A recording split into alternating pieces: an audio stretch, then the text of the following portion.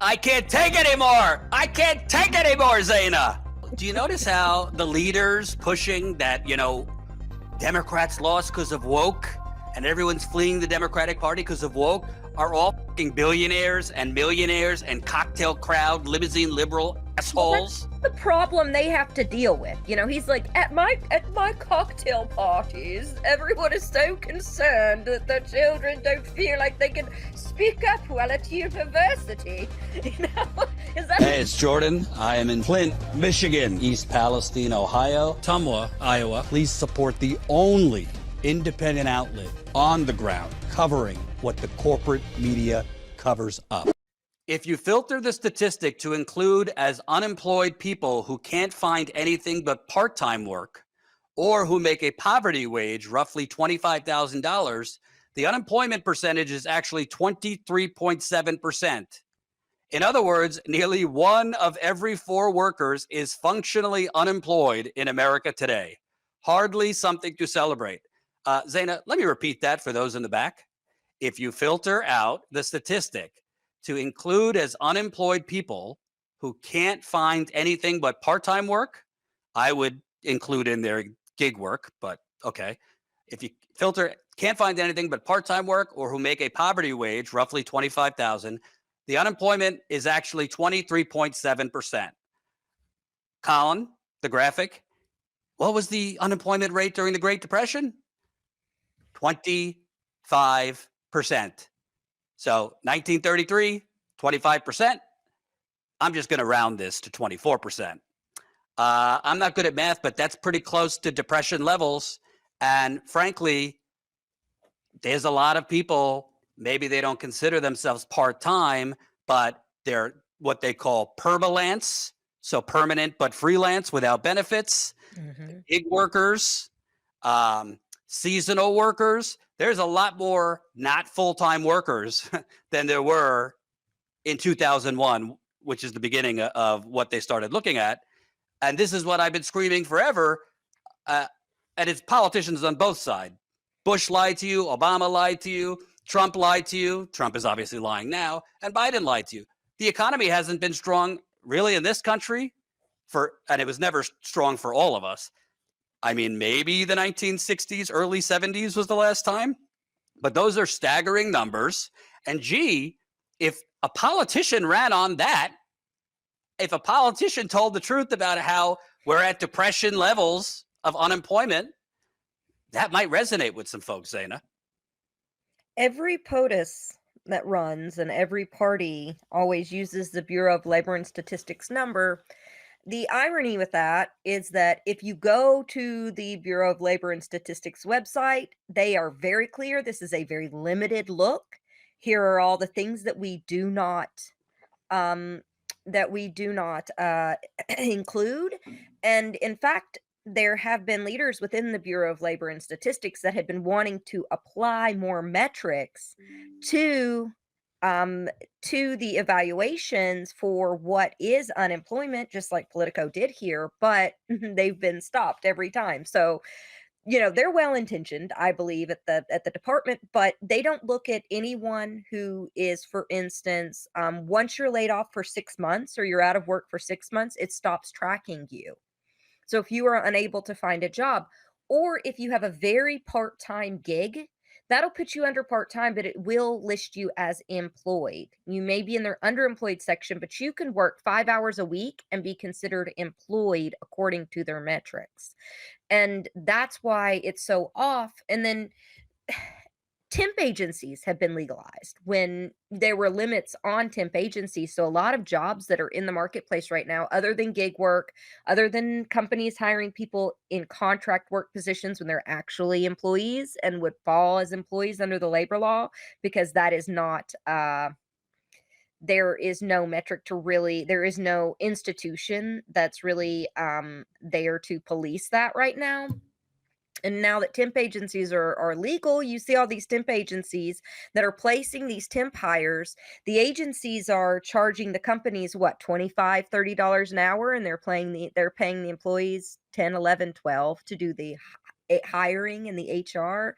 So they're taking, 50% of somebody's wages. So even for the people that are employed, they're underemployed, they're underpaid, and especially like what you were just talking about in pace with inflation. But we saw we saw the leaders of the Democratic Party. Jeffries was just saying, he's like people are kind of feeling the economy. So, we really need to relate to their feelings. He Or was it's speaking always, That's what he yeah, told yeah. Jon Stewart, and It, Jon Stewart was like, "What's your project 2025?" He's like, "We need to relate to people's feelings on the economy." And well, he's like, "What's your it, policy?" it's always with the Democrats. It's our messaging. It's our messaging. No, it's people are starving. Mhm. People, it's not just unemployment. Okay. So we're talking by that metric, unemployment is closer to a quarter of the country, but it's also now in the working poor, even people that Mhm. have full time employment. So we have a severe economic crisis connected to the literal raiding and selling of the government to corporations and wealthy people. I also want to show you, I reached out to Professor and economist Richard Wolff on this to get his thoughts.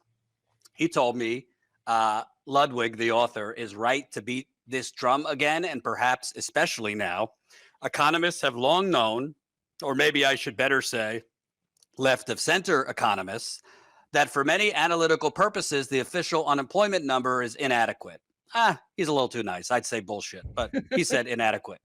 They have then added part-time, voluntary and or involuntary portions of the population counted as not in the labor force, quote, discouraged workers, and then those earning low or poverty or 150% of the poverty level wage.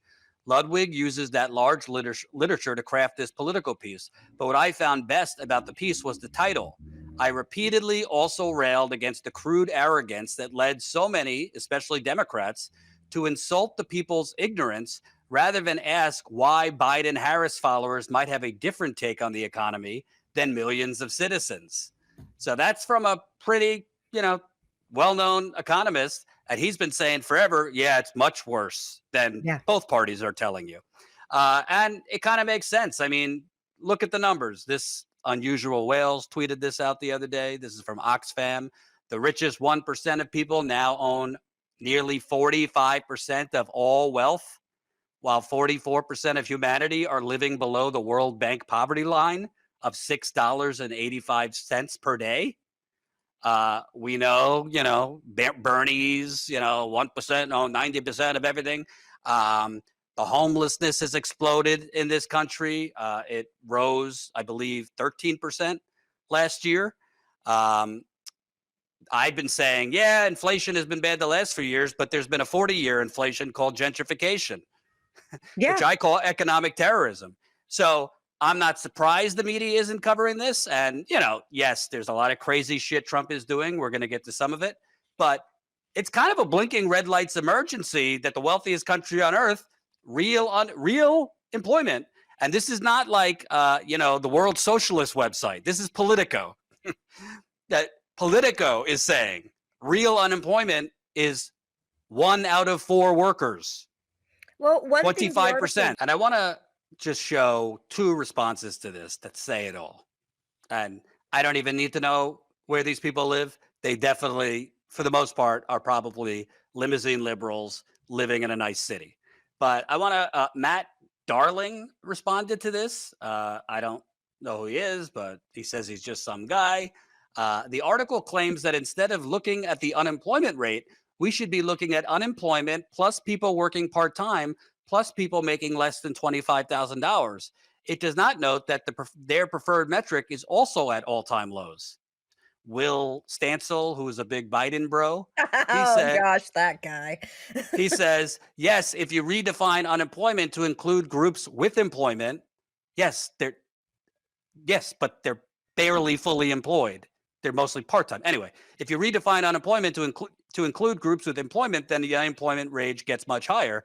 Nonetheless, even this fake measure neatly tracks traditional unemployment measures and is at historic lows. Again, it's not a good thing if the historic low is close to the level we were at in the Great Depression. Maybe they don't see it, Zaina, because there's no soup line, or there's not mass soup lines right now. But it's just staggering, this neoliberal arrogance and disconnect from reality. And I see it all the time when I go out on the ground and cover reality. And then I go home and talk to some people in my life that they mean well, but they're doing fine and they're disconnected and the news isn't telling them the truth. So people don't get it. And speaking of disconnected, I hate to upset, people, because we have almost 700 people watching, but I thought I got to play this clip again, because this was what Joe and Mika Scarborough, this was their takeaway for why Kamala Harris lost. Not these numbers. This was their takeaway why Kamala Harris lost.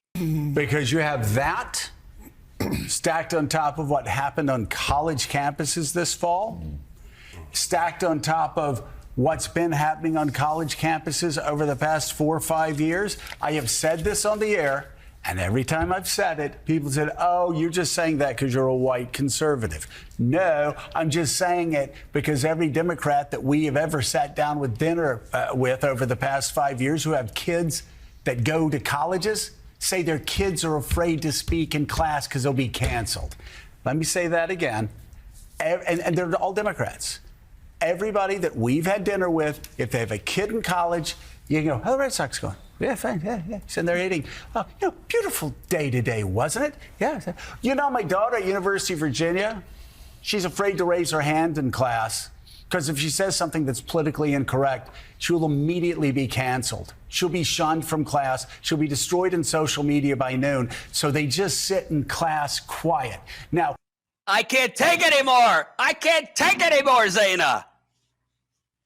Do you notice how the leaders pushing that, Democrats lost because of woke and everyone's fleeing the Democratic Party because of woke are all fucking billionaires and millionaires and cocktail crowd, limousine liberal assholes? The problem they have to deal with. He's like, at my cocktail parties, everyone is so concerned that their children don't feel like they can speak up while at university.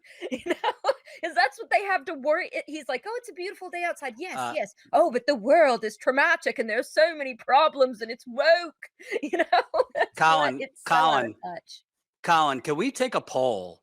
I want to know if people want to give Zaina her own show just with her Queen of England accent, because that would be incredible and a lot of work for you. But yeah, I mean, it's truly staggering, because I'm not saying that there's not some stuff that goes a little too much and there's not some annoying wokeness, but I could tell you, because I go around the country and you've been out there. I mean, most people, election after election, one of the top issues always is their pocketbook, the economy, their economic anxiety. And yeah, people might deal with some annoying things culturally if they think you're actually helping their depression level economy. And the data showed most voters voted because of inflation. But this is showing this is not just a short-term inflation problem. The 50-year neoliberal bubble that has caused a real unemployment that's closer to 25% is starting to pop, and people are fed up. It's exhausting. There are some divides. You start to now have some of the boomers that were doing a little bit better in their generation, where that had some property and had a retirement. Well, now with SSI, like you were saying earlier, SSI retirement benefits, those aren't counted in the metrics for quality of. It shouldn't be employment or unemployment is the metric anyway. It should be quality of life. That really should be what is measured. It's not counting that, like you had said. It's not counting people on disability, as you had said, who all of these are. This is poverty level living. If somebody's getting $1,800 a month, I think my mom's retirement was $680 a month. She had worked 45 years for $685 a month in Social Security. And she was doing elder care before she passed away at almost 70 years old. And so there are a lot of people across the board. The younger generations are really feeling it. We can't buy homes. That's a pipe. I mean, that is the biggest pipe dream, is just having your own home. And you know what? That's pie in the sky. You know, a full-time, good-paying job is like you hit the lottery. And you know, I don't want to detour too much, but I will say, having covered Trump in 2016, 2020, 2024, I've probably covered like 70 of his rallies, events. I think quite a bit of the support, yes, some of it just is nativism, bigotry, etc. But I think quite a lot of his support is when you are part of this depression level economy and you see someone that looks like a major success. He shows up to the rallies on his, 757 Trump plane, right? He was on The Apprentice, which NBC made him look a lot richer and more successful than he actually was. There was reports about that. They made that building look a lot better than it actually was. When it looks like this guy is really successful, well, if you're living in a actual depression level economy, that's attractive. And then when you got the bravado and I'm going to, the first time he said he's going to go after Wall Street, of course he didn't. He said, I'm going to bring the jobs back. They're screwing you. I'm going to reopen the plants. That is very, very attractive to people that are in the real economy dealing with depression level conditions. So I think that's part of the Trump zeitgeist. There's a lot more to it. But I want to also show, because we have a lot of new subscribers now. In the last 6 months, we have grown almost 200,000 YouTube subscribers. And we're almost at 400,000 subscribers. So thank you to everyone who's new. Consider signing up as a member, which what I'm about to show you. You might not know as a new subscriber that we don't just bloviate. We go out on the ground. So tied to this topic, I'm not going to play the whole thing, but we did an inflation reporting trip. I think I went to 3 states in like 10 days, I think. Pennsylvania, I forget what it was. It was like a year and a half ago. Pre-election too, to get got the temperature. Yeah. And this was 2022, 2023. I don't remember. But we went to Pennsylvania, Ohio, Michigan, Wisconsin, I think. This is the kind of stuff you do not see when Biden was telling you we have a historic economy, a great recovery. When CNBC is telling you the stock market's booming and GDP is orgasming and blah, blah, blah, blah. Let me show you reality. This is what you, if you're a paying member, made happen. This on-the-ground reporting. Let's play some of it. 6 hearings may be taking a break, but revelations about Donald Trump's complicity in the House January 6th committee is getting ready for prime time, including the actions that took place on the day of January 6th. New developments today in the Justice Department's January.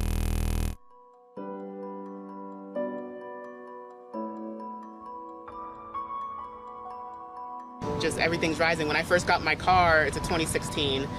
It was $25 to fill up. Now it's probably close to 60, 70. I always say to people, I only work half days. Half day to me is 12 hours. We know what inflation is. We've lived it. We're the ones who suffer through it. This is so they can cut programs, they can raise up unemployment, and lay people off and don't pay them a living wage. We know their little game. I had to count change the other day to put gas in my car to get my daughter to where she needed to go. Like, yeah, it's a struggle, it's a scrape. Are we in a recession, and does the term matter? No, we aren't, and no, it doesn't. I mean, one sentence, that was it, huh? Yeah, that was it. Show me where the economy is coming back, and I'll show you a population in the homeless camps that will astound you. It's sickening. There's more people coming every day. I mean, I don't mind starting all over, but where do you go from here? Because everywhere we go is where they want to build again. And then we got to move again. Build again, and we got to move again. We're looking at there being enough empty houses in Philly to house every homeless person that's here. And still have houses left over to fix up and rent or sell at market rate. You can't be in a recession when you've got 300,000 plus jobs being created a month and unemployment at 3.6% and spending where it is. So not in recession yet. You can't afford gas to protest. And people have to work. They can't take time off of work to go and organize that way. I'm stressed about oh, I have to make sure we have enough money. I make sure like I can get gas in the car, I have food and everything. Mode. Yeah, you're just constantly in survivor mode where it's like can't think about doing anything else. Right. You can see it was a rip-roaring 2021. The U.S. economy last year, the strongest since the Reagan administration. If you look at our job market, consumer spending, business investment, we see signs of economic progress. No, there's, oh my God, having a family or having a kid right now seems like it. Impossible. No, I just can't imagine it happening. Give it up for Colin Tooley. What a beautiful, beautiful video comparing and contrasting the corporate media propaganda with reality. I'll give it up for myself too, because that was a fucking exhausting trip. I think we did, I forgot West Virginia. So we did probably like 4 states in 10 days. And it's not cheap. It is not cheap to go out, myself, a cameraman. We probably drove 1,200 miles in 10 days. Hotels, the gas, paying our cameraman, got to pay myself. But this is why corporate media doesn't do this. A, they're lazy, but B, they don't want to show you what's actually happening. They're owned by multi-billion-dollar corporations.